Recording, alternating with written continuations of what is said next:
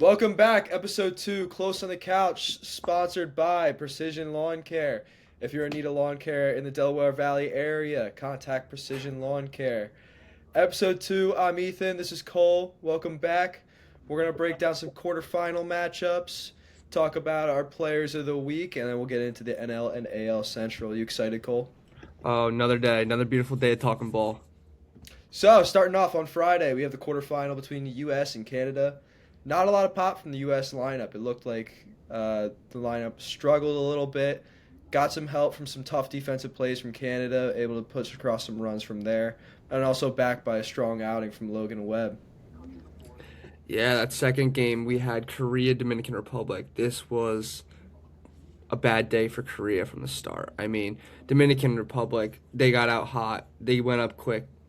Um, this lineup is scary, man. Christopher Sanchez, 5 innings, 8 Ks, back to what you expected from Chris Sanchez. Hoping that that first outing was just a fluke, and they got that with him coming back and shutting it down. Austin Wells also coming through with a big bomb to walk that game off. Huge for him. I mean, the Yankees need him. Dominican Republic's going to continue to need him. I mean, this team is scary. And it's tough as you go through early on. Back to the Sanchez. Obviously, his first start didn't make it through his second inning. Yeah. But you got to remember, these are guys who are still building up to spring training, and now you're throwing them in, as a lot of players have described, playoff environment type games. hmm Uh, so good to see him bouncing back. 8 strikeouts, like you said. He looked very good against the Korea lineup. And not a lot of pressure pitches that'll help you out. Up 10, ended up mercy ruling them. That game finished in 7, 10 I nothing. mean, this team has mercied almost every single team they've played. Yeah, and we'll get to that later. As recording this at 2:30, we have tonight USA versus the Dominican Republic. Hopefully, this should be put out before that game starts. Italy and Puerto Rico. If you saw on Twitter, Italy we put as our bet of the weekend on the money line. They won this one 8-6. Really weird start. You started out the game, Willie Castro, the leadoff home run in the top half. In the bottom half, 4 runs pushed across for Italy. Seth Lugo didn't make it out of that first inning. On the opposing side for Italy, Sam Aldegheri didn't make it through the second. So both teams ended up using 3 pitchers through the first 3 innings. Uh, and it was really pushed across or Italy pushed to a victory by 2 4 spots in 2 separate innings. Uh, Coming in the second one, we had an interesting situation. A fan reaching over, absolute rocket hit off the bat of Andrew Fisher. Wouldn't have gotten out anyway. I think it was one of the quickest reviews I've ever seen on a fan interference call. I mean, it took about 2 seconds. The announcers called it. Everybody called it. The poor guy out in right field. If we were playing banana ball, he would have gotten split in half by Andrew Fisher, if that would have been an out.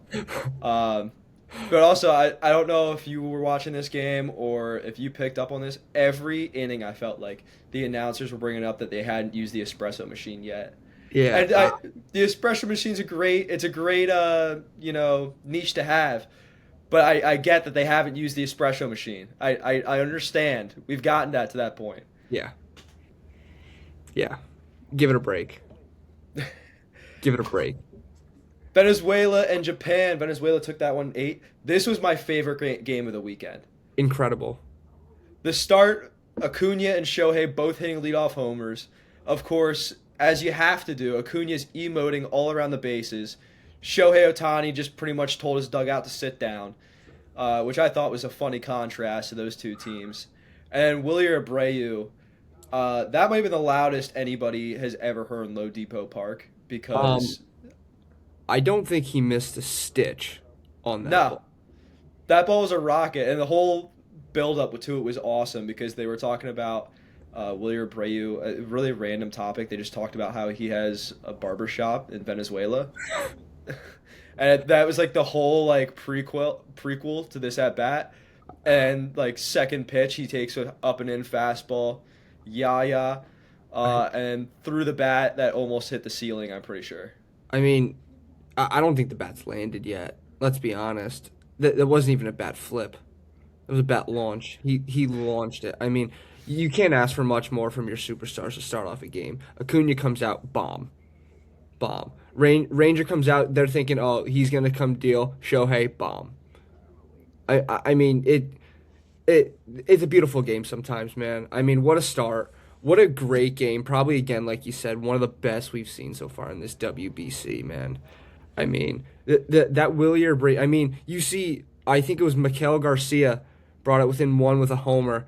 You see Big Miggy out there chirping to the Japanese team, holding back Acuna because he's chirping. I mean, it's electric. It's electric. That was another great moment. I'm glad you brought that up. I The mean, check swing by Acuna gets called out on strike three on the check swing by the first base umpire.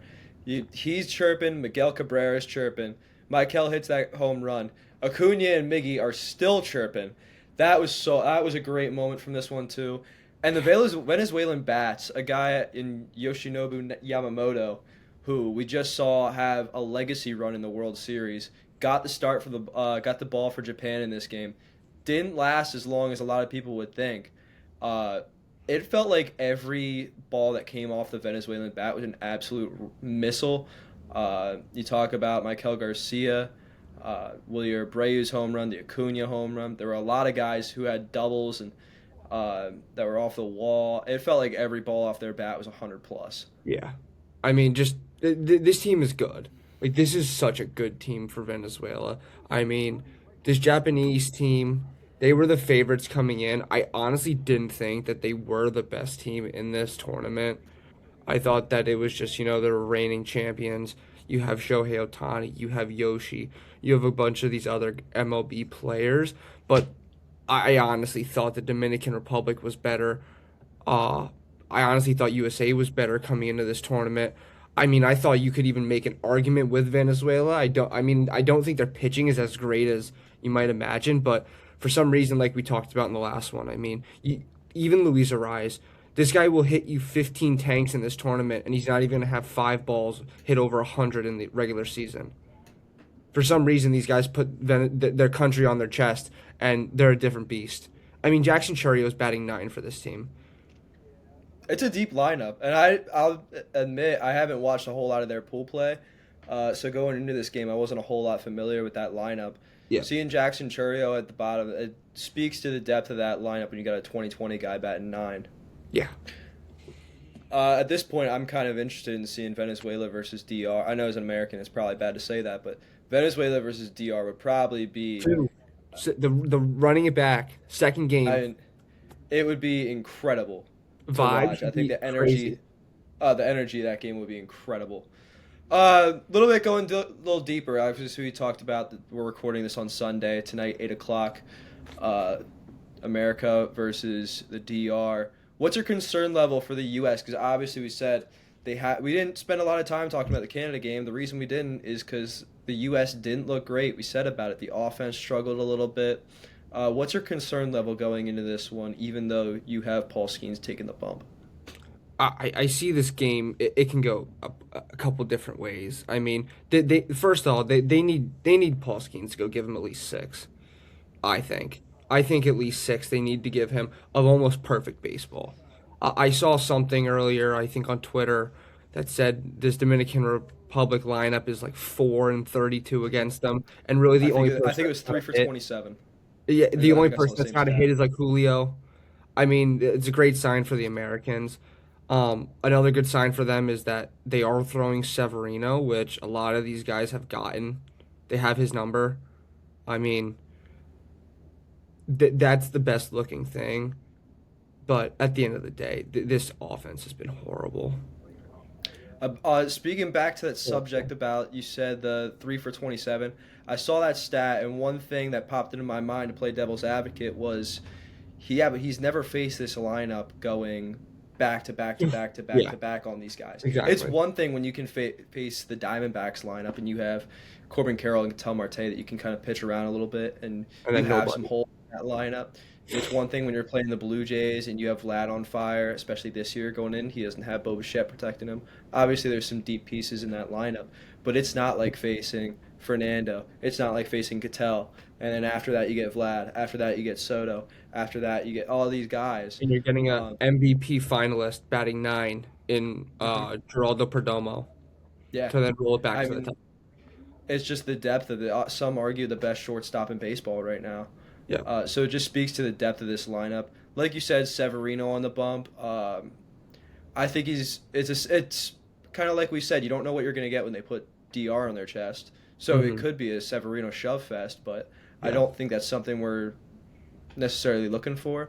One thing I'll also say is, despite saying we have Severino on the mound against this U.S. lineup, the U.S. lineup hasn't looked that great. I mean, they got to Mike Soroka early on Friday, but even then, it hasn't been a whole lot of pop. There's been moments, but the big thing that they talk about in every broadcast is they've gotten base runners, they've gotten traffic on the bases. It's pushing those runners across that's been the struggle. I feel like this whole USA team, they bullied guys that didn't pitch Major League Baseball. Rightfully so. The minute they started facing major leaguers, they're kind of getting bullied. Like, Yeah, you face Italy and Michael Lorenzen looks like a Cy Young winner. Like, you made this guy look incredible. Not saying he's bad. He's an all right pitcher in the MLB, but this guy should not have gone out and thrown four no runs. I mean, let's be honest. Will Mark DeRosa know this is a must-win game at this point? Will he? Because obviously he didn't know Italy was. I mean, are we going to see Kershaw warming up in the pen, or is he going to be drinking another Michelob? Kershaw not on the roster. Joe Ryan, I believe, was his replacement. I saw something that Joe Ryan wasn't going to be able to even throw in the championship game, and something about Jeff Hoffman. I don't even know I what's saw going on. Jeff. It might have been Jeff Hoffman's now taking over. I that don't spot. even know I what's think you going might on be with this right. team. I mean, like, this team needs to come out and they need to take a huge lead. That's the only way they win this game, I think. If they give him one run or Skeens gives up one run and they don't score, and they go to the USA bullpen, the game's over. They lost. I think this Dominican Republic lineup is too good. They're going to bully the USA's bullpen. Yeah, and I hope I'm wrong, but if you saw on Twitter, I'm sorry to Timmy, but we took the money line. They're It's too dogs good. right now. I believe it's plus 115. Uh, to me, I just feel like unless you're getting a generational outing, which Paul Skeens, I mean, we're talking about him like, it's an up in the air topic. He is probably, if not the best, one of the best pitchers on the planet right now. This is where we're going to find out a lot about Paul Skeens because he hasn't pitched in a high leverage situation like this probably since college, since that Wake Forest game. Which if you like watching old baseball games, go back and watch LSU Wake Forest in the College World Series. It's one of the greatest games of all time. But yeah, so we ended up, if you saw on Twitter, like I said, took the DR money line. Go ahead and tail us on FanDuel. Moving on. So now we know on the other side of the bracket, we got the semifinal matchup, Italy and Venezuela. Does Italy have enough magic left? Obviously, we talked about this run that they've been on, undefeated in the tournament so far. Do they have enough magic left to take down Venezuela? I don't. As much as I want to say yes, I really deep down feel like they don't. Like, I don't think you're going to get the same from Michael Lorenzen like you did against USA. I think this Venezuela team is just playing better. I think coming off of a huge win against Japan, that momentum they have is just insane. I mean, look, this Italy team has shown that they're legit. Like, they truly are. I don't necessarily know who's throwing for Venezuela. I think the last time I It looked. is Keider Montero versus Michael Lorenzen. Yeah, so I mean, it's not like you have two aces going out there. So this game could honestly go either way. Uh, as much as I'd love to see Italy go out and win, and then watch our boy Knowles go throw the WBC championship, I just don't know if they have enough star power in this lineup compared to Venezuela. Yeah, it's a tough call. I mean, I think obviously the game being in Miami, it'll probably be more like a home game for Venezuela. That's Yeah. how it seemed last night. Although it was Hmm. pretty split. It was loud for Japan in some of those moments. Yeah. But yeah, I think the lineup's really deep. I think you know what you're going to get from the Italy lineup. A Hmm. lot of good at bats. There's some guys that are struggling. Dominic Canzone, I believe, hasn't been that great. You've seen good at bats from Andrew Fisher. I mean, that ball he hit, like I said, on the ground rule double, the fan interference was an absolute missile.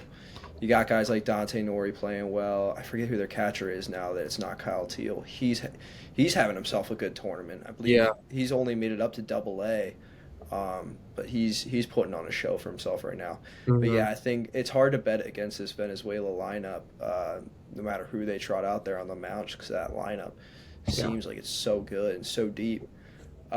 So I think that pretty much gets us to our finals prediction. I think we're pretty much calling right now the DR and Venezuela, which Yeah. Lord help us, that game will be electric. In Miami, I believe the finals are in Earthquake. Miami. There might be an Yeah. earthquake. The city So might burn down. Everything. I don't think I don't that you're gonna see a record for Lone Depot Park in terms of Mhm. decibel levels.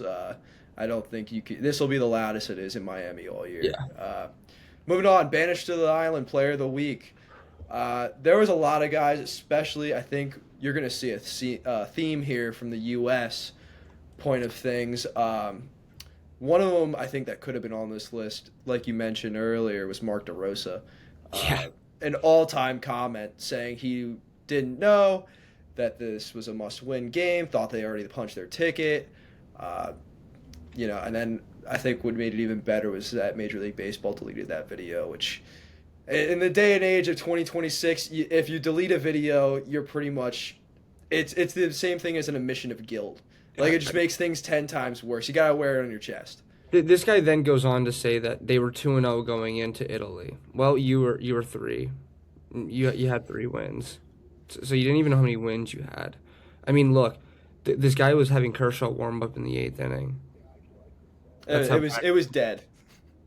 like 85-mile-an-hour Clayton Kershaw in so 2026. again, like who's going to be our manager and when we have this again in 3-4 years, whenever we do have it, who's going to be the manager? Like, 'cause it can't be him. Let us know It in the can't. comments who you think the best fit for. I believe it'll be what 2029 will be If the it's next every one. 3 years, yes. If I they're believe doing it's it every every three three years, years now. So yeah. 2029 Team USA manager. Who do you think it should be? Let us know in the comments. Mhm. Anyway, on to my banished to the Island Player of the Week, Bryce Harper. I believe they only, since we last recorded, played Monday, Tuesday, and Friday in that game against Canada. Against Canada, 0 for 5, 2 Ks. This week, he was 1 for 11 with 5 Ks. And overall, in the tournament, he's 3 for 20 with 7 punch outs. A guy that pretty much, I think, at this point would have been benched should the backup option not have been Paul Goldschmidt. I Yeah. think that a lot of American fans have been calling for Bryce's head right now, and justifiably. I mean, it's been a disgusting performance to this point. But I think that, especially, I don't know if his invite is going to be as eager next time this comes around. Although he'll also be, 35 by the time that comes around. So I think at this point, you're looking at step up for Team USA, Nick Kurtz. And Our coming guy. around Olympics in 2028, WBC in 2029. I think you'll see. You heard it here first. Nick Kurtz will be the starting first baseman for Team USA. Our guy. Our guy. Yeah, and then my banished player of the week. Get him on a one-way trip. Cal Raleigh. This guy hit 60 homers last year. Everybody argued that he should have won the MVP over Judge. Comes in this tournament 0 for 9, 5 punch outs, and has caused some drama on his own team going back to go play a full 162 this summer. Oof. Rough. If you could get a reality show with him and Randy right now, I think there'd be a lot of eyes on it. I mean, again, I'm all for like the whole competitive edge. We're not teammates right now, but if Randy's gonna take it some type of way, pat That's him on the another back. thing. You kind of got to you've been teammates for a year and a half Year and now. a half. He went Yeah, there. He went there at the trade deadline in 2025 4, I believe. yeah, You should have an idea of how your teammate's going to respond to that. You yeah, would think. yeah. So, uh, moving on, it also makes it a little more not egregious, but I think that Will Smith has played pretty well when he's A gotten the lot better. opportunities that he continues to get Cal continues to get opportunities. I think I don't even know if they posted the lineups yet. I haven't looked, but Not that I I saw. would I would expect to see Will Smith at least in the lineup for the semifinal matchup, Yeah, um, especially with Paul Skeens on the mound. I Yeah. believe that was the last time Will Smith played. Or I could be wrong. Yeah, because that would have been game three. And I believe Will Smith caught game Yeah. three. Uh, Casting Couch Player of the Week. I went with Aaron Nola. Do or die game against Mexico. Must win game to move on. Obviously, you had the math going on that if Mexico scored so many runs, they were both in. But do or die. 5 innings, 5 punchies. A guy who I don't think I could have named a player who needed a bigger outing. Forget that this was in the WBC. It wasn't in Major League Baseball. A guy that needed a huge outing just to get some confidence in him after a bad year. We talked about it last week. He's fighting to prove that that extension was worth it. But Hmm. Aaron Nola needed a big outing in the worst way possible last week, or this past week. He got the job done for his team, pushing Italy on to the quarterfinals. Yeah. And mine, same team. I mean, there's a trend this week. I mean, bad teams, they're gonna get banished. The good teams are gonna get rewarded. I mean, mine's Vinny Pasquantino. Not only did he go 4 for 7 in his last 2 games, 3 bombs, 4 ribbies. Huge game against Mexico. I believe the second one was a nuke. I mean, but besides that, like, just being a captain on this team, a team that like people knew like, yeah, this Italy team was good, but I don't think many people understood how good this team truly was. I think everybody thought it was going to be USA and Mexico coming out of this pool, but man, has Vinny been very good for this team. And again, I think it comes with his leadership. And if I'm the Royals, I'm loving it. I'm loving it. I mean, this guy has shown that he has potential to be a very good first baseman. And I mean, if you got to bring him back to keep that guy over at shortstop happy, if I'm the Royals, give Vinny his check. Yeah, 'cause he's been great defensively as well. There's been a few big stretches he's had to make some good picks. But Yeah. also, I mean, if we would have gone back to before that Mexico game, we might have had him on the list for the banished list. He was not doing too great. That game Yeah. really broke him out. Especially, you talked about it not just as a piece to this lineup, but as a piece to that locker room and that clubhouse. He's Hmm. a captain. He's been fantastic. I think Vinny looks like he's having the most fun playing baseball he ever Yeah. has. After every post game interview, he is just. He said it after Mexico game. He was beamed up. He was caffeinated with all that espresso in his system. Uh, but yeah, I think he's a guy that if is even when he's going 0 for, he's a huge glue guy for that Yeah. Italian team. Uh, he'll be so fun to watch in that game against Venezuela, along with pretty much the rest of that lineup. Hmm. Moving into the NL Central, we're gonna talk same rules last week, over under. Uh, Starting out in the NL, we got the Cincinnati Reds over under 80.5, coming off of a wild card berth. More so, probably a lot of people would say, due to the failure of the New York Mets than their own success. Added in Eugenio Suarez, J.J. Bleday, Brock Burke through the trade with it was a 3-team trade actually. I believe they got him through Rangers or the It was Rays. I Rangers, and forget. was it Tampa? Was Tampa involved in that? Tampa's involved in that. I knew it was Tampa because they're involved in every 3-team trade. Yeah, I think it was. Starting off the year, not great news for them. Hunter Green, he'll have surgery expected to remove bone chips in his elbow. So they said it was kind of good news because they thought it might have been Tommy John, which obviously would have pushed his timeline out a lot longer than this season. But he'll possibly be out till July. How big of an impact is that for them to lose their ace? Yeah, I mean, this guy, he's electric when he can throw. He's such a good pitcher, but his health has been a question mark, I feel like, since he's come into the league. Can't stay healthy.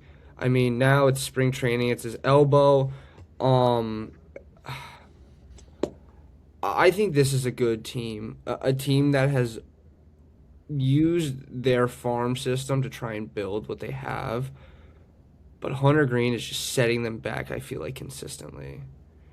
Being hurt, not being able to take that ball every fifth, sixth day is killing them. Because they keep going, here's our ace, here's our ace, here's our ace, and then he's hurt.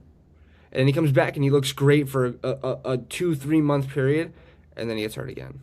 He was I arguably feel the like, best pitcher in baseball last year to start the year. yeah, I mean, like, I feel like it's just a continuous cycle with him of hurt, then we're gonna come back a little bit, look good, get this team's this fans' hopes up, and then there's another injury, and then there's another injury. It's just he just needs to stay healthy. If he's healthy, this team can win ball games, but they need him to take the ball every fifth day.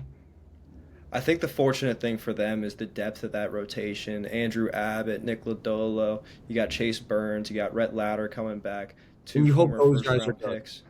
You That's another big part for them is they need those guys to really step into the Yeah. bigger role, even early on in their careers.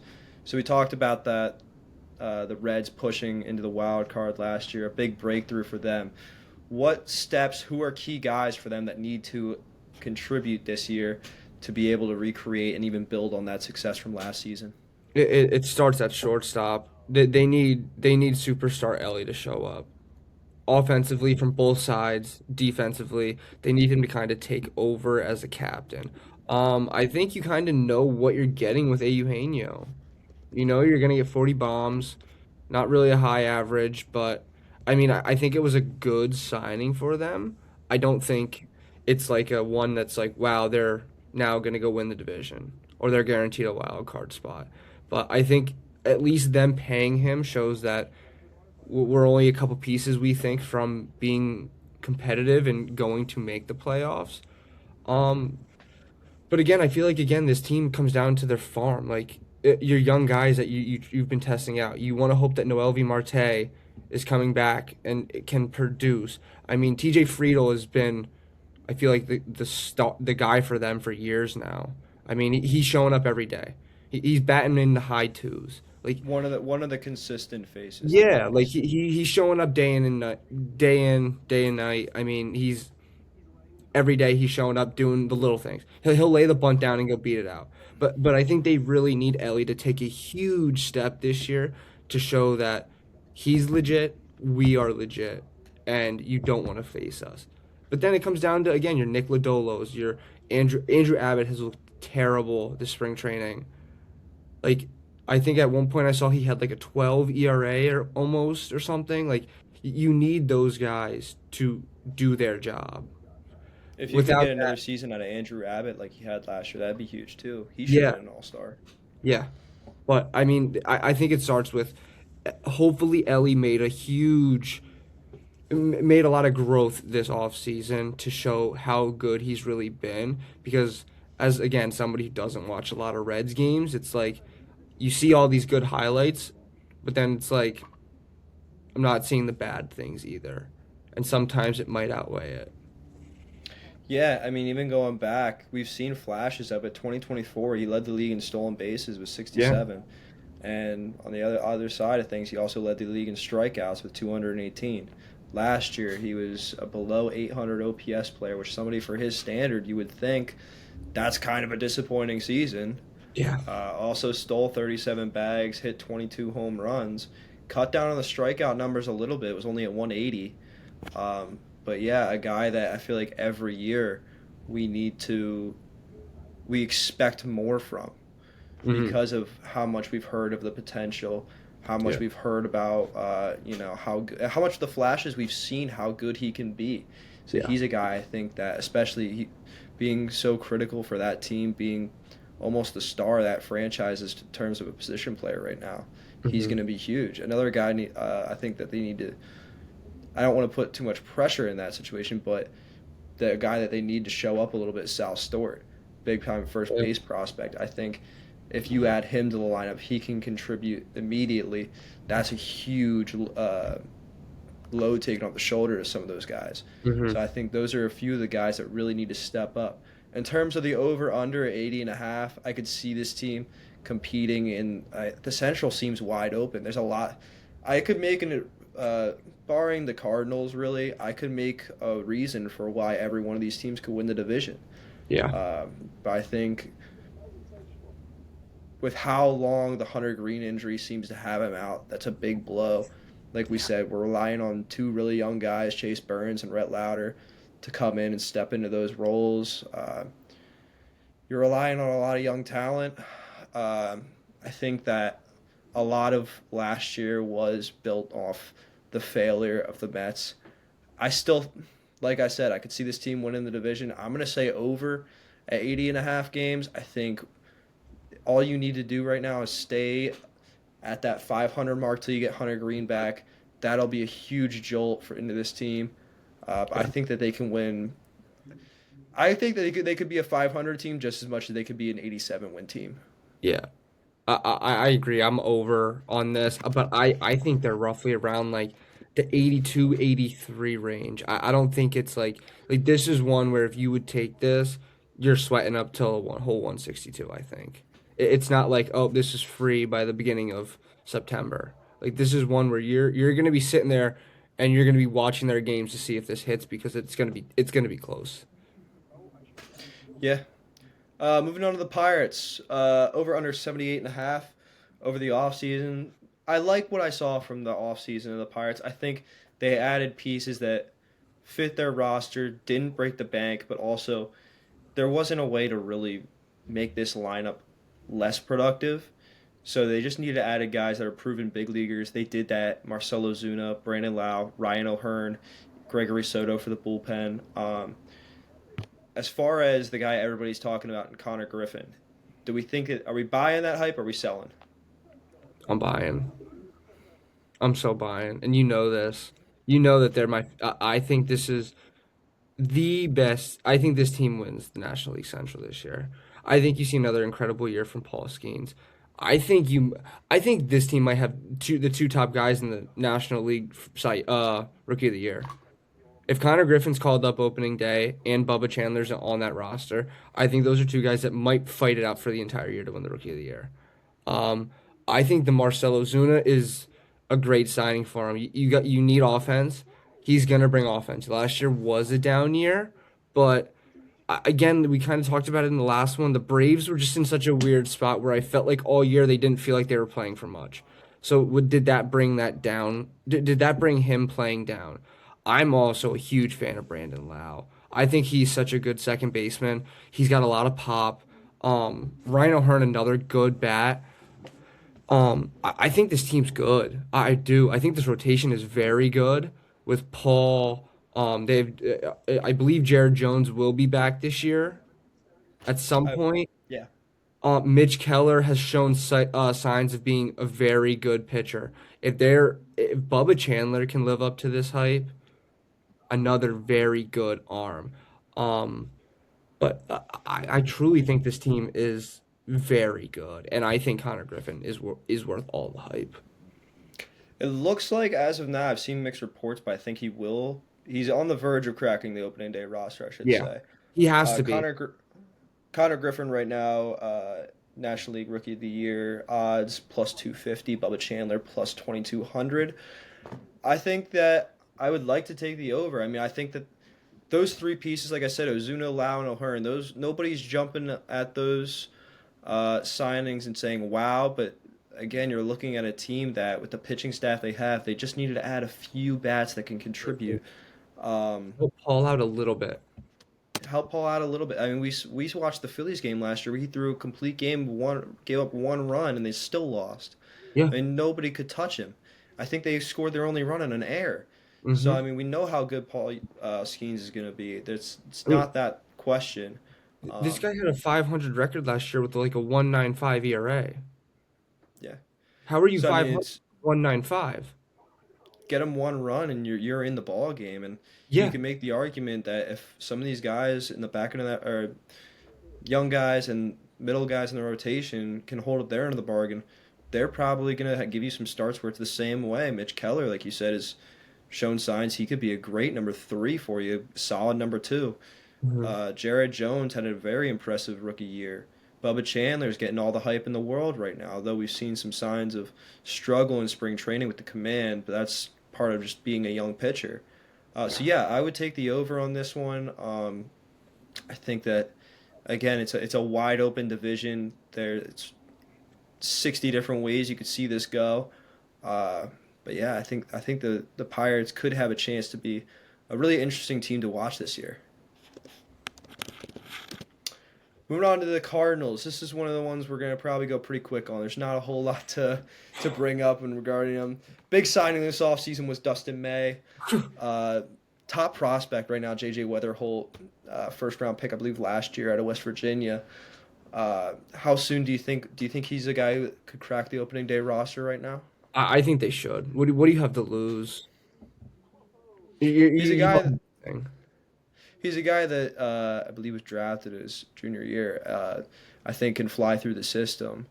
I Uh, just I just wonder where they're going to play him positionally. Are they going to play him at second? I think I he think can stick it so. short, but But at again, the what are you same going to do time, with Mason Wynn? You have Mason Wynn, yeah. Uh, and if you have to move him, I mean, if you get the production out of the bat, it's still worth the first round pick. I don't think they're a team that's saying, well, we didn't really draft a premier position. We didn't draft this guy not to play a premier position. Like, what are we going to do? I think it's at this point you just need to get some pieces in order. Yeah. Look at this roster. Do you think this is a 100 loss team? Again, I don't know if I said this before. Over under was 69.5 wins for the Arizona Cardinals. We're talking about the wrong sport. For the St. Louis Cardinals. Yeah, this is I take the under 69 and a half. I would say easily a 100 loss team. Honestly, probably the worst team in baseball. Yeah, I Worst mean, team. there's a lot of the teams we've seen tank for the past few years, for lack of a better term. I think they're at least making some improvement. The Pittsburgh Pirates of the world, the Chicago White Sox of the world, who we'll get to later on. Yeah. Even the Oakland, or what do we call them now? Sacramento A's. Sacramento, yep. 2 years till Vegas. Yep. Um, but even those teams, we're all seeing them have some development. They're starting to show the riches of collecting these prospects and being able to pick up some young guys. So I think the Cardinals are just going to be that team right now that they're going to be at the bottom. This is probably the lowest they're going to get, hopefully for Cardinals fans, but doesn't seem to be a whole lot of excitement going into this year looking at this team. Not at all. Chicago Cubs over under 88.5. Obviously, tough loss for them, losing Kyle Tucker, adding in Alex Bregman, traded for Edward Cabrera. I want to give you blind resume real quick here. This is going off last season's here. Player A is a 266 hitter with an 841 OPS in 136 games, and he hit 22 homers. Player B in 114 games is a 273 hitter and 821 OPS with 18 homers.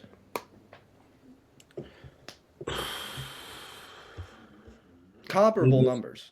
Yeah, very, very, very close. I don't necessarily see one that's like again sticks out much more than the other. So if we're not So, going to make a decision here, I'm just going to give you the so names. with that, you know what? Give me player B. Give me player B. Player B Player B was Alex Bregman. Player Okay. A was Kyle Tucker. Okay. I don't think I saw a whole lot of Cubs fans freaking out over the Kyle Tucker loss. Obviously, they had all season last year to be the only team to negotiate with him, but didn't bring him back, even after giving up Cam Smith. Um, but I think bringing in Alex Bregman helped ease that blow a little bit. I just think they were okay with losing Kyle Tucker. Like he was good in the first half of the year, but I feel like he really struggled the second half of the year. And a lot of the I feel like Cubs fans were just like, yeah, that's fine. Like we don't want to. We know how much money you're asking for. We don't want to give that to you because we saw that second half of the year. And speaking of which, I'm glad you brought up the splits between the first half and the second half. I think that there was rumors he was playing injured in the second half. It was something with Mhm. his arm, I believe. So first half, Kyle Tucker was 95 games, so bigger sample size. Obviously, you'll see a 280 hitter. He stole 22 bags, walked 60 times, 17 homers, and 882 OPS. So 280 slash batting average, 882 OPS, hit 22 bombs. Second half, number this is only 41 games, so it's a much smaller sample size. But a 231 hitter, 738 OPS, which is almost 150 point differential, and 5 home runs. So obviously, I'm going to say that we said again, there was rumors he was playing injured, but that's obviously a huge part of why they didn't bring him back. Yeah, they had to take it into consideration. I mean, knowing the price tag above him, I think they were like, we're gonna try and go all out this past year to try and win. If we do, great. But I think unless if he would have went out and won or battled for an MVP, I don't think they had any really intentions of bringing him back. Because I feel like if they did, the minute they would have traded for him, they would have extended him. Especially when you see the price tag of what he got. I Yeah, think uh, you the live with only not team getting that him. was it seemed the only team that was willing to give him that price tag was the Dodgers, and even then it was on a shorter term deal. Yeah. So that obviously played in his favor that he'll hit free agency again. Uh, Another big guy to talk about with the Cubs, PCA. Mhm. Another guy who had dramatic splits first and second half. What do we think? Which Pete Crow Armstrong are we going to get? I hope it's the first half of the year, Pete Crow. I'm a fan, dude. I think he's fun to watch. I mean, he flies around the outfield. He can hit for power. I mean, he showed even in the WBC, like against Italy, 2 homers that game. Like he's a very good player. I think he's a core guy for this team. I think a guy like him, a guy like Seiya, they need to take a step this year and be a little more consistent all year to help this team win. Speaking of those differential splits in the first half, PCA 25 home runs, a 265 average, 847 OPS in the second half. That was first half was in 95 games, second half in 62 games, a 216 average, a 634 OPS. That's 200 points of difference as well as only 6 homers and his Yeah. strikeout numbers from the first half was 92, second half was 63. Yeah, I mean, it, this guy was a guy we talked about in fighting Shohei for the MVP in the beginning of the year, and then by the All Star break, we were like, yeah, he's all right. Like crazy drop off. Yeah, Crazy. I mean, still for a guy who finished with a 30-30 season, it was one of the more disappointing 30-30 seasons I I think mean, in beginning recent of the year, you memory. thought this guy could have went 40-40, 50-50 at this point. Yeah, the pace he was on was incredible, and then Yeah. yeah, it was just the finish was left a lot to be desired, I think, for a lot of Cubs fans. Moving on here. Oh, 88 and a half games. We're taking the over, the under. I'm taking the under. A lot of people see this, and Vegas sees this as the favorites to win the NL Yeah. Central. I think that, like I said, with the competitiveness of this division, the Cubs have been a team that have profited off of really only having to compete with the Brewers. So Hmm. now that you're adding a little bit of competition, granted, we're not talking about the Reds and the Pirates having made significant leaps, but we're talking about them progressing. I think that adds a lot of competition to that division. I think you're saying this team to win 89, 90 games. I don't like that number at all. I think this is an 85 to 86 win team at best. So yeah, I think the unders the play right there as well. I just don't see, you know, the rotation. They brought back Shota, who's been an okay starter, but they brought him back on a qualifying offer that I don't think even they expected him to sign. Yeah. I mean, I don't think they would have offered that amount of money to him had they Hmm. expected him to not take it. Hmm. But yeah, the rotation issues. Obviously, Cade Horton, he was a finalist for the Rookie of the Year last year. Had an impressive rookie year. You add Edward Cabrera, you don't really know what to expect there. Going to Wrigley, I think it plays a little better for him, Hmm. just as a pitcher's park. But yeah, I think that this lineup right now, it's going to depend a lot on what we see from Bregman. Can he stay healthy? Obviously, that was an issue in Boston last year. Which PCA are we going to get? First half, second half. Like you Hmm. said, he's produced a little bit in the WBC, but going to need to see a little bit more. I think the under's the play for the Cubs right there. Moving into our next team, Milwaukee Brewers. Weird offseason for a team that was, I believe, the best record in baseball last year. Made the NLCS. Made the NLCS. They were the number one seed in the NL playoffs.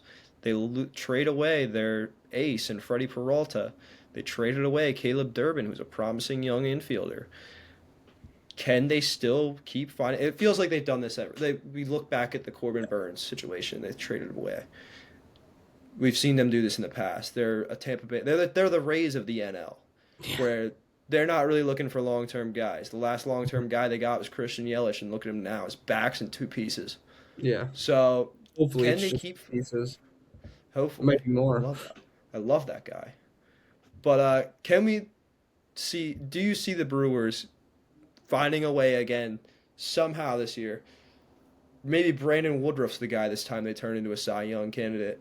Do you see them finding a way to keep this production at this level after losing all these key pieces?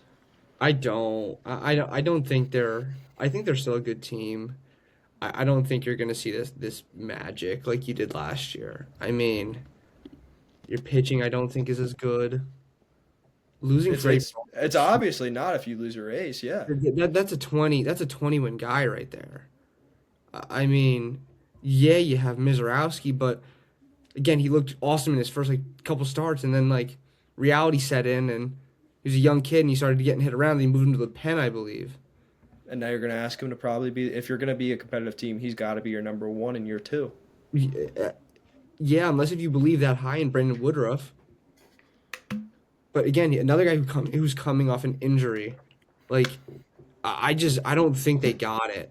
And I mean, don't get me wrong, I'm Bryce Terang fan. Love Bryce Terang. I think he's one of the most underrated players in baseball. But He's shown it even in the like WBC. yeah, looking at this lineup, like you have him, you have Contreras. You hope that you can get a little bit from Yelly. We I talked just about want Yelich to be good again, man. it, Life was so much better when Yelich was an MVP it candidate. was. I mean, and then like Churio, he has a great rookie year, and then last year was like a He's we still a wanted 2020 guy. He's still a yeah productive we guy, but wanted more. We wanted people more as baseball fans. We wanted more from you it. We just you didn't get it. expect you expect a little bit of progression there from him. Yeah, Which if he can take a step forward, that definitely helps his team. it's huge. Then 84 and a half, 84 and a half is not a crazy number, I think. I could see them being an 82 right at 500 team. Like I said, they're another one. Cubs and Brewers have benefited off this division being pretty top heavy. Now you're starting to see a little bit of balance. Pirates are making some moves. Reds are making some moves. Reds made the playoffs. We saw three teams from the NL Central last year made the playoffs. Who had that on their bingo card?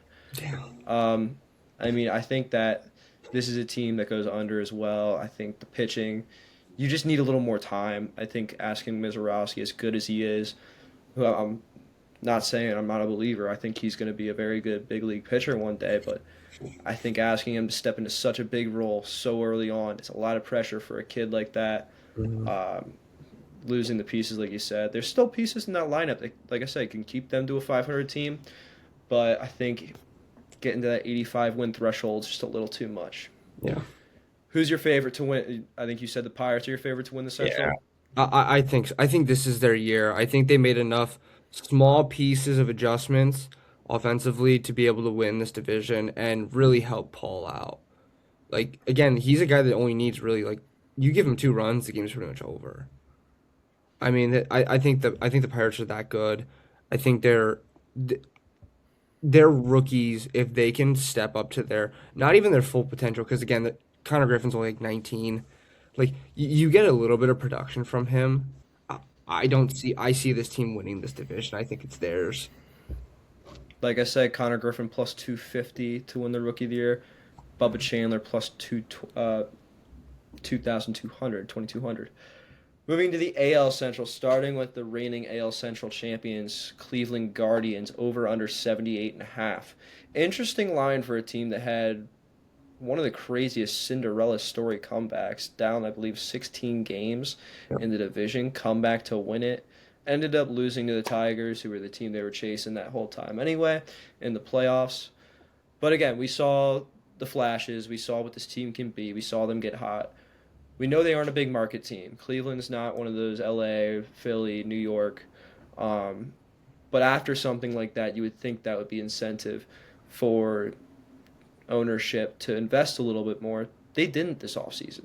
Why do you think that is that a team like this, with talent, Stephen Kwan, Jose Ramirez, which again, I think it was Aaron Boone said it. Yeah, we can stop calling Jose Ramirez the most underrated player in baseball Yeah. because everybody knows how good it is. In baseball. Yeah. Um, but why is it that these teams content to not spend despite proven success? I don't. I don't understand why ownership doesn't want to spend. The more you spend, the more you're gonna get back, in my opinion. You're gonna sell games out. You're gonna bring fans in. You're gonna bring other guys that are gonna feed in. Maybe even take your pay cut to come want to play with you. Um, I don't see this team being a threat anymore. Last year, I actually picked them to win the American League Central, and they came back and they did. I don't think their pitching's as good. I don't think Tanner Bybee was as good as they wanted. Gavin Williams was very good last year, but I see this being a team that they're under 500 at the deadline, and Stephen Kwan's finding a new home. And they're a team that didn't add this offseason. They're a team that now is in their first full year without Shane Bieber on the roster at all. Yeah. The lineup, there's some pieces. I think this is a team that's we talked about last year, Stephen Kwan being a trade piece. He was a name that was thrown around a lot. I think this is going to be a team that might be selling some guys at the trade deadline. There's just not outside of Stephen Kwan, Jose Ramirez. There's not pieces there that screamed to me this is a contender, especially now your bullpen's a little bit weaker because we were gambling. They must have listened too much to our conversations about. They must. They must. They must be listeners. But Cy yeah, Young, Cy Young finalist, making $5,000 on a ball. All right. yeah. So I mean, it's a team that I think is starting to. We saw the peak of the Guardians 2 years ago. They were in the ALCS. This has been a great run for them. I think we're going to start to see maybe that little bit of that decline unless they start to get a lot of production. I mean, Chase DeLauder is a highly touted prospect. Maybe he can have some success this year, but I don't think that, again, it's another division that I think is starting to get a little bit crowded, and the Guardians certainly benefited from being in a weaker division for so many years. Now that there's some competition emerging, and they say you're never the same team. You're either getting worse or you're getting better. This isn't a team that's gotten better. No. So I think that this 78.5, despite the fact that that's an under 500 record, I think I'm going to take the under on it. I just don't think the pieces are there. You had a great run, but I think this is the start of the decline for Cleveland. Yeah. Which takes us into Chicago, who had a kind of strange offseason. They were a little bit of the, I guess I'll sign, place, destination. Added in Murataka Murakami, Sir Anthony Dominguez, Austin Hayes, Eric Fetty. This is a team that we talked about a lot, mentioned them before. Team that's been a bit of a bottom feeder the past few years, not really had a lot of success, but now they're starting to reap the rewards of that with some of this young talent coming up. Murakami, Colson Montgomery, guys they got in the Garrett Crochet trade, and Kyle Teal, Braden Montgomery, who's on the way. How is this a team that excites you in any way? Obviously, the rotation is not what it could be with Garrett Crochet, but like I said, these young guys that can produce. Yeah, I mean, Kyle Teal was playing great for that Italy team, this WBC. It sucks to see him go down with that hamstring injury, but he showed him and Colson Montgomery. I thought were two surprising players last season. They came in on a team that wasn't playing for much, but showed potential. They showed that they can play. I think them going out getting Murakami is showing that, look, we want to get better. We have young guys coming up. We want to start spending a little bit of money. We don't want to go all out yet, but we're going to give a little bit of money to see who we can bring in and start trying to build kind of what we got going on here. And it's a little bit of a safe bet for them, not paying. Yeah. It wasn't an absurd contract. Murakami obviously wasn't going to get the deal he wanted with the Dodgers or another organization that was really ready to compete. But now he gets a chance to kind of ease in. Not a whole lot of pressure on the south side of Chicago. Yeah. But certainly a team that could be looking like they're on the up and up. 67.5 wins over under. I think they're still a little bit under. I think they're right around the 66, 65 wins. I don't think their pitching is good.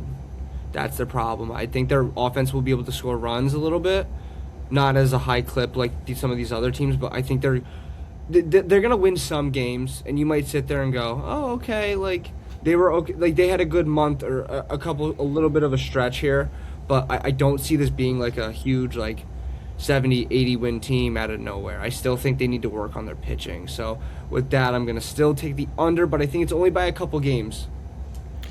Yeah, I think 67.5. This is going to be the first one, I think, in the entire video that we've even disagreed. I could see this being a 69-70 win team. I think, Yep. we talk about the Marlins. They've been, for the past few years, kind of a frisky team. A team Mhm. that not a lot of people expect a lot from them, but they sneak themselves into being a little bit competitive. I think They'll the White steal a Sox are. series late in the year from a playoff team. They love playing spoiler. I think the Yeah. Chicago White Sox may be on the route to being a team that loves to play spoiler. Again, this offense kind of gets me going. Kyle Teal once he's healthy. Mm-hmm. Murakami, Colson Montgomery. Colson Montgomery's got a lot of pop at shortstop, and I think is going to be a really fun player to watch. Yeah. I think I'm going to take the over on this team. Kind of like you, it's not by much. It's 67 and a Couple half. It's a 68 to 70 win team, but I Mhm. think this is a team that is starting to make progress in the right direction. I think that's a great sign for them, for White Sox fans, because they've been in the dumps for a while since the Tim Anderson days. 2020. Uh, that was a fun team to watch too. M. Jose. Uh, moving on to the Kansas City Royals, 82 and a half games. Only real addition was Matt Strom. Gets a nice lefty in the bullpen for him. We saw the debut last year of Jack Caglione. We've seen him in the WBC for Team Italy. He's been a decent contributor. We saw a rough start from him last year when he got to the majors. Do we think we see a bounce back for him this year, or a little bit more of the same early struggles? No, I think we see a better start from Cags this year. I think they brought him up and kind of just wanted him to see better pitching. I think they kind of knew what they were getting, and to go, you're gonna go down to AAA, AA, and you're just gonna bully some of these pitchers. Like this guy is a big league hitter. I mean, he was a very young rookie last year that they kind of brought up, and I think they wanted him just getting reps, good reps. He kind of forced their hand too with how good he was in the minors. Yeah, like, and I think they were okay with like having him die up there. Like, go get bullied up there, kind of, but like go get those reps. This So was a you go team for that you to go down to AAA and go hit 30 bombs off of a guy who's 38 years old and probably works a winter job. Like, what are you getting out of that? Like, he's not getting anything from that. Bring him up to the bigs. Let him fail a little bit. It's okay to fail. Keep his confidence going. Keep telling him in his ear of how he can be a great hitter in the league. And again, I think that again this goes back to the leadership. I think having Bobby Witt, having Vinny Pasquantino, they can help him where when he does get in that struggle like he did last year, those guys can help pick him up and keep him on the right track. Yeah, I think looking at his numbers from last year, only played in 62 games, a slash line 157, 237 on base, 295 slug. It's good enough for a 532 OPS, well below league average. Hit 7 home runs. It's kind of like you said. I mean, or I think I said it actually, but not to toot my own horn. But he forced their hand a little bit. He Yeah, was raking in the minor leagues. yeah. In I believe this was Triple A. Sorry, this is Double A. His numbers were he had a 947 OPS. Triple A he had a 1.132 OPS. He he made them call him up, and then He once he got to the big leagues, he was a negative WAR player. he But was I mean, too good to play AAA, but he wasn't good enough to play in the majors at a high level. and if you saw the success he had in college, you watched him at all at Florida, you know this guy was almost a sure thing. So I Yeah. think to judge him off those first 62 games of his career, where he's getting his legs under him in the big leagues, he dealt with some injury, I believe. It's a little bit unfair to the kid because Mhm. you know he's going to be a productive big leaguer. You know he's going to be a middle of the order threat. And for them last year, I believe at the time they brought him up, they had the worst OPS in baseball or near to it. Um, that kind of is part of the reason that for them, being Kansas City, they didn't really have any sort of risk involved. They were already a struggling lineup. Now it's let's go throw this guy with huge potential, huge upside in there. See how he does. He's doing too well to let him sit in AAA. Yep. So if we can do real quick a power ranking of the AL Central, AL where do you Central. put where do you put the Royals in that? Number one. I think they're the The best team Royals are number one in the Central. in the AL Central In the AL Central, I think they're the best team over the Tigers. over the Tigers. Okay, I that's think not how I thought this was gonna go. I think the Royals are the best team in the AL Central. I think you are going to see a guy in Bobby Witt who can might beat Aaron Judge in the MVP race. Okay, I I'm not I, gonna lie. This is not how I expected this to go. I'm so in on the Royals. I'm so in I on the Royals. I think their pitching rotation is very good with Lugo, Cole Reagans, Chris Bubik. I think those three guys can easily go win you games. I think do they still have Michael Waka? I don't believe so. I'd have to look that up. Okay, I don't. But if they do, another half decent arm. Like I think this is the best team in the AL Central. Bubic, Lugo, and Reagans is certainly a good three Yeah, guys to trot out in a wild card series or a 3 game series. It was a rough year for Cole Reagans last year. I I know he think dealt you with could injury too. dealt with injury, didn't make it too deep into starts, struck out a ton of guys though. He's a guy that I don't think I would have too much concern about. Bubic has been productive. Lugo 2 years ago they were saying about it, or 2024 he was runner up to Cy Young behind Skubal. He's And a guy. this team, I'm telling you, they might have the American League Rookie of the Year behind the plate in Carter Jensen. Carter Jensen. That's a guy who we haven't even talked about. So I think They you are going to see. I, I think you're going to see an improvement. I think this lineup and rotation is one I of the haven't seen you this excited in a while. is the best team in the American League Central by a lot. I think they are way better than the Tigers. If I'm making my power rankings, I'm starting at 5 and I'm saying the Twins. I'm starting at 5 and I'm saying the White Sox. Okay. Then I'll put the Twins. Then I'll put the Guards. Then I'll put the Royals. And I think the Okay, Tigers are I, still I think, and I think that's how a lot of people have it as 1 and 2. But I truly think the Royals are that good. I think I Maikel don't Garcia made a huge leap last year. 100%. Yeah. Bobby Witt, I think, is getting better, and I didn't think he could get better. I think Vinny is very good. I think if Carter Jensen can live up to it, he can be very good. You have to hope that Cags can continuing to make growth. I truly think this team is I 82 don't and a hate half, I think is too low. I think that's an easy over. I think you kind of talked me into the over here just Like by how excited you are. But yeah, I think this is a team that's gonna be at the top. I don't Mhm. know. Like I said, it's a competitive division. We've said the under for the Guardians, who are probably one of the teams that would be around in that 3 to maybe 2 push it for the 2 spot.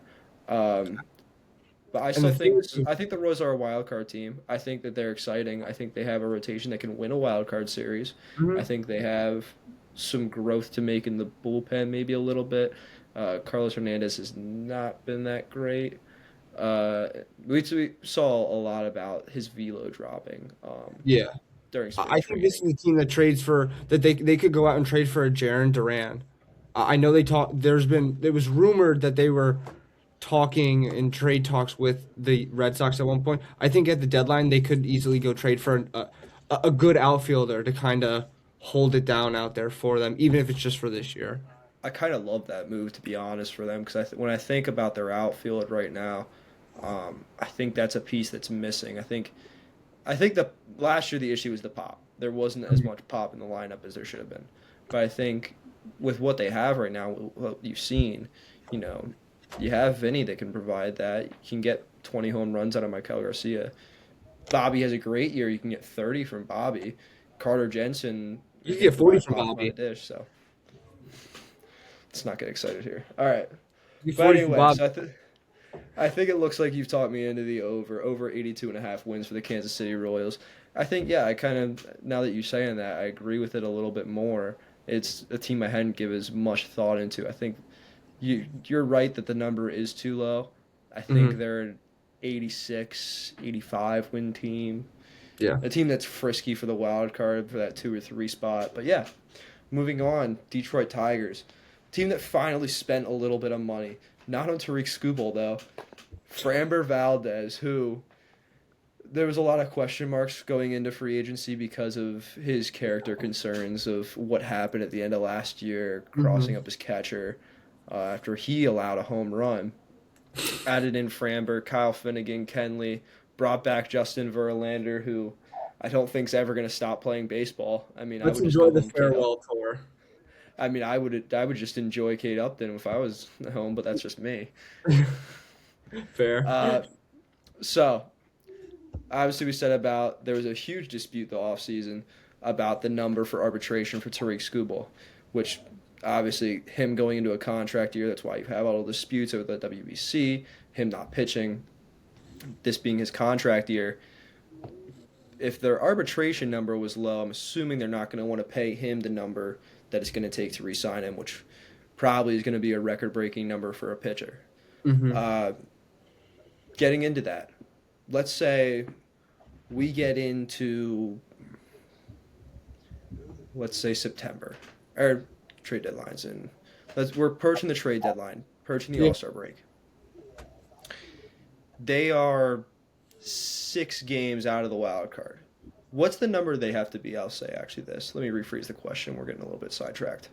What's the number they have to be out of the wild card, number of games, for them to move him at the deadline? The Royals are first in the division. Yeah. What's the I number they I have to be think out to think about trading?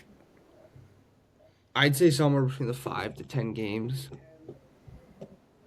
I think they can make an argument where if you think you're too far out at like 5, where You those have to teams get something.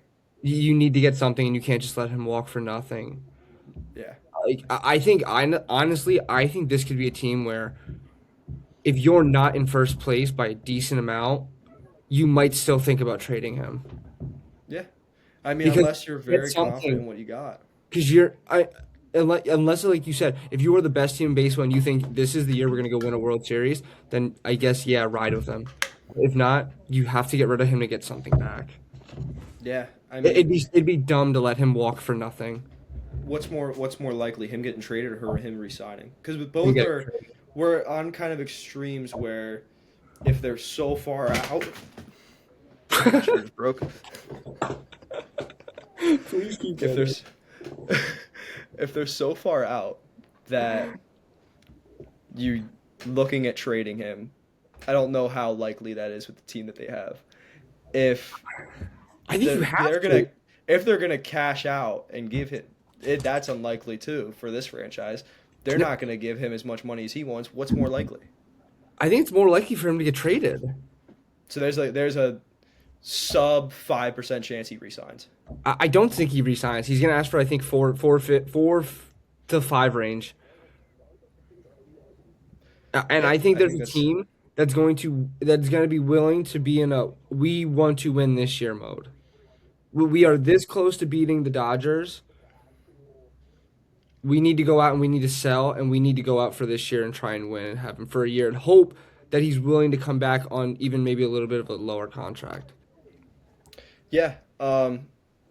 So obviously we talked about their absolute collapse last year. They lost the This whole division. Google situation is the exact reason of why I think the Royals are going to win the division. And that's I would hate to say I don't think that's a bad bet, but that kind of leads me to my next question, which you kind of already answered. Are the Tigers the team to beat this year in the Central? Yes, if these teams early can beat the Tigers, you will not have to worry about them after the deadline. But are they still, do you think, the favorite to win the Central? I think they are the favorite according to Vegas and a lot of normal fans because people are going to believe that I'm they're not not. talking about Vegas. I'm saying, in your mind, do you think this is still the team that wins the Central? I don't think they win the Central. That that should win the Central. I think they should win the Central, yes, but I don't think they will. Okay. Because of all the controversy around Yes, Skubal? Okay. yes, Any thoughts on Max Clark? I love Max Clark, and I know you hate him, and I love Max. What a rough spring that guy had. I hate to see it. You 85 and love a to half see it. games over You under. love to see it. You love to see it. Over under. I'm taking the under. I'm taking the under on 85 and a half. I think 85 and a half is too low. I think this is still a team that's looking on. If they're going to play their best baseball to this year, I think Yeah. they're a team that could win 90 games if they really put together. I like this rotation a lot. Adding Framber, as much as I don't like him, was a great move because, Mhm. like you said, the issue for them was in the playoffs. It was Skubal, and then the difference was so drastic between your Skubal and whoever you're starting game two that now you just needed to add somebody. Now you got Framber, Verlander. I guess they're hoping can be productive. He didn't have a great I'm year telling you, I last think it's year. just a farewell. He wanted to come back to Detroit for one last year. Throw Which me in a fair, game once in a while. which fair on him. He Yeah, deserves it, he does. 100%. I think it's a fair thing to do. But yes, I think they take the over. I think they win the Central. I don't hate your idea of the Royals winning the Central. I think that's still I think something those that two could go play back and out. back almost all year. I think they Yeah, I fight all think year for it. they're an interesting. That's going to be an interesting storyline to watch through the division. Last team, Minnesota Twins, 72 and a half over under. Added in Josh Bell, added in Taylor Rogers. Absolute, Huge offseason. one of the biggest fire sales I remember from a trade deadline last year in recent memory. Yeah. Traded away Johan Duran, traded away Harrison Bader, traded away Correa. Am I missing anybody? I know I'm missing some people. Danny Colombe. Yeah, there were some other guys in there, but I think we noted Those are the the main pieces. the, the top guys. So there's Um, still talent here somehow. yeah, it's weird. Like, you also have a guy like Walker Jenkins who they might just kind of bring up to try to be like, here you go. Their Like, top go out there, prospect, yeah. yeah, go out there and play. Kind of a Again, CAG situation, except where they're not really. Last year, the Royals were kind of you're, competing. This yeah, year, you're I kind of don't just think like the go out Twins are there going and to compete. play, like Yeah. play at a high level. Um, I mean, again, you have Joe Ryan, Pablo Lopez, Mick Abel looked really good this spring training. Yeah. And he You had have he had some three, starts last year, I think, when he got to AAA over there, that he was really yeah, good. and like not a bad like rotation there. Luke Keyshaw, I think, is actually a very good player. Um, Byron MLB Buxton, Network thinks he's going to win the MVP.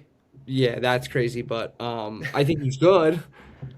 I, the question mark around this team is Byron Buxton, I think. Because we've seen where Byron Buxton, you're like, dude, this guy is a superstar. And then you've seen Byron Buxton where it's like, he's hurt. The same thing with Royce Lewis. Royce Lewis is another guy where he's been great at times and he's been injury prone. This team just cannot catch a break, I feel like, with their superstar position players. They're constantly getting hurt. Yeah. I mean, I think that kind of leads me to the next question, but let's say this team, I don't think it's going to be that far fetched to say that they're going to be sellers at the deadline. Who's the next person out of Minnesota this year at the deadline? I think it's Joe Ryan. Buxton's not going to go. He made that pretty adamant last year that he didn't want to leave Minnesota. I think He's his got the price no tag's trade also going to be clause. too high. Yeah, he's Yeah. got the no trade clause too, so he's deciding where he wants to go. So I think it's Joe Ryan, a Pablo Lopez. Um, One of those starters. yeah, honestly, maybe even both, depending on how bad they are. If they're that bad, you really could just trade both and be like, we don't care about Yeah. winning games right now. Just give us some prospects back. Let us cut loose on some money. Um, but that's really all. I think you're gonna stay with a Brooks Lee, Luke The Keyshaw. issue is a lot of their talented guys, a lot of their guys that are the ones that would be looked at to get traded are the guys that they still have some control over. So they would Yeah, draw a lot higher price tag than I think they would be willing to part with them yeah. for. And a lot of their good players, I feel like, are the guys that they are trying to build around. Like you're trying to build, you're hoping that you get a healthy year from Royce, that you can use him to help build around, or honestly just use him as a trade.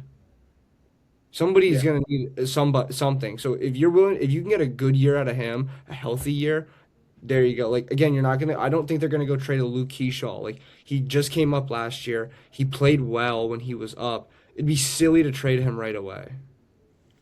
I'd love to see a full year healthy Royce Lewis. I think he's Yeah. so talented. You go back to, was it 2 years ago that they were in the playoffs? They had the home Mhm. series against Toronto, I think it was, and he was electric in that series. I think he's a guy with so much upside. Very The guy who good. was actually ironic that he was taken before Hunter Green, and now both of them just can't stay healthy.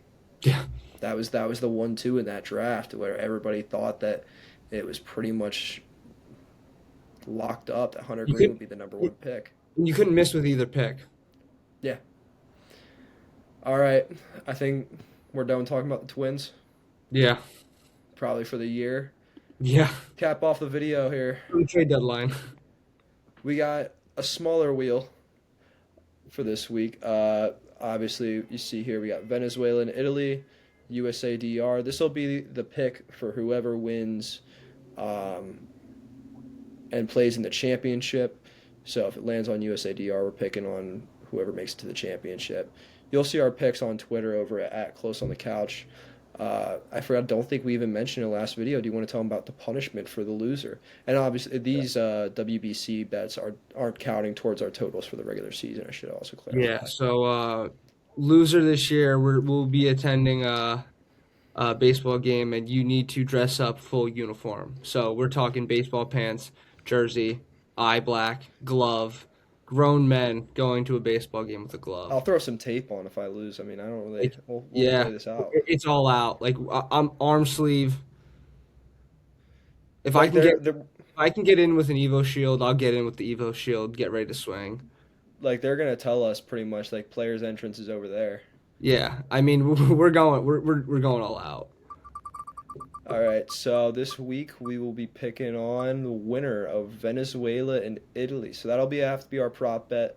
Yep. Again, minimum line is minus 150. So whichever team makes it into the championship, which I believe is played either Tuesday or Wednesday. I think it's Wednesday. I believe Wednesday.